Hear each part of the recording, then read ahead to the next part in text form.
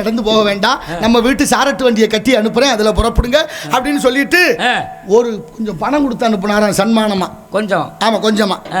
எவ்வளவு ஒரு சாக்குல ஒரு சாக்கு நிறைய பணம் கட்டி கொடுத்துருக்காருங்க. ஒரு சாக்குல பணம் கட்டி ஒருத்தருக்கு நன்கொடை கொடுத்தாருன்னா அவர்கிட்ட எவ்வளவு பணம் இருக்குன்னு யோசிங்க. அப்படின்னா இந்த நாடு வல்லரசு நாடாத்தான் இருந்திருக்கு, நாட்டுல எல்லாரும் கோடீஸ்வரர்களாத்தான் இருந்திருக்கிறாங்க. இன்னைக்கு தான் இந்தியா 150 லட்சம் கோடி கடன் வாங்கியிருக்கு, தமிழ்நாட்டில் 9 லட்சம் கோடி கடன் வாங்கியிருக்கு. எதுக்கு வாங்கினாங்கன்னு தெரியல. நமக்கு என்னதுக்கு பெரிய இடத்து பொருளாப்பா அரமணை கோழி முட்டாமிகளை உடைக்கும்.